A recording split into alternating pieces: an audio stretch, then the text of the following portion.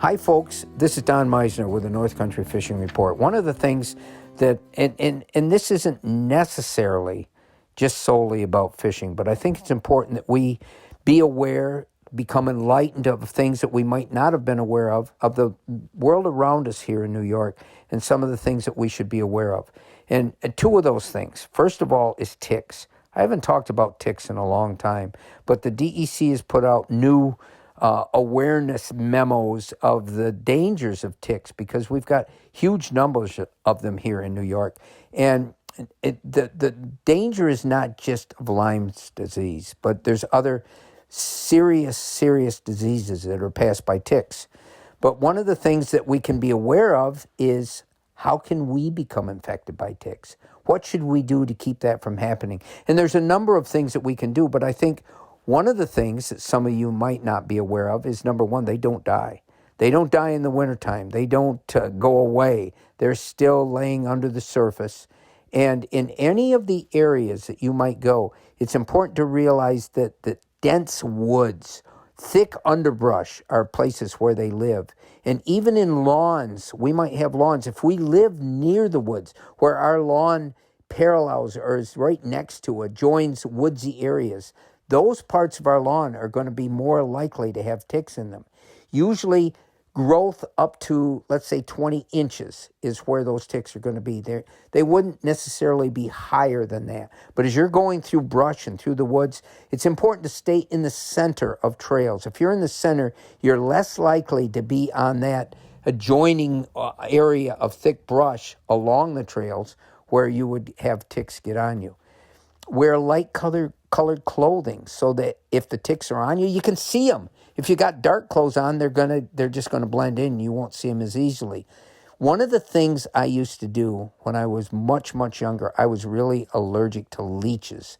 And if a leech got on my skin, whether it was bacteria carried by the leech, an allergy to whatever the leech has, I would get really serious blood poisoning. So what did I do?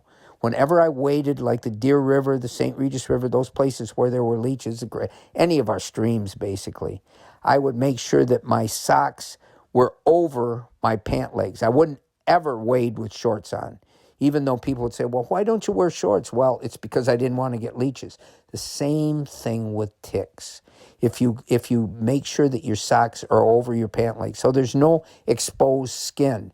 Just take every part of your body and imagine that exposed skin, if it is exposed is a place where the ticks can get.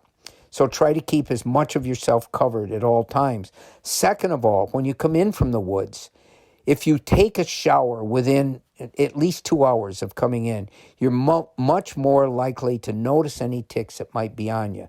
They're always going to go from wherever they came on your clothing, they're going to try to get to exposed skin. So it's important to do that at that time. And then, some people try to get antibiotics if, in fact, they think they've got flu conditions from ticks. And we know that using too many antibiotics isn't a good thing, but it is something to be aware of. And I guess the thing to be aware of is if you get flu-like conditions after being in the woods, then investigate to see that you've had it, if a tick has become on you and bitten you. These are common sense things, but it's important that we realize that they don't go away, and they do have sprays to sort of keep ticks off you. How effective they are, I don't know. I've used different insecticides like Off and some of the popular brands that work. Some of them work really good on mosquitoes. Others might work on black flies or tougher to keep from biting you. But ticks also, some companies do make sprays to protect you from ticks. I'm not sure how effective they are. But again, it's important to realize, bottom line to this whole thing is ticks can be dangerous, and we need to take the different directions, the different measures that will help us avoid being bit by ticks.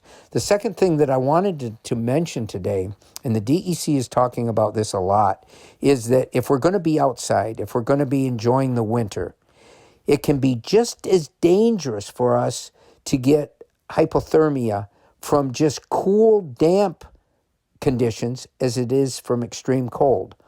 Both of them can lead to hypothermia, and one is as bad as the other. So protecting yourself from that is critical, no matter what we're doing. We're going out fishing, we're going out walking trails, we're going skiing, whatever we're doing, the clothing, the protection that we afford ourselves is critical. And I think the number one thing to do is to layer, to keep those areas next to your skin as dry as possible.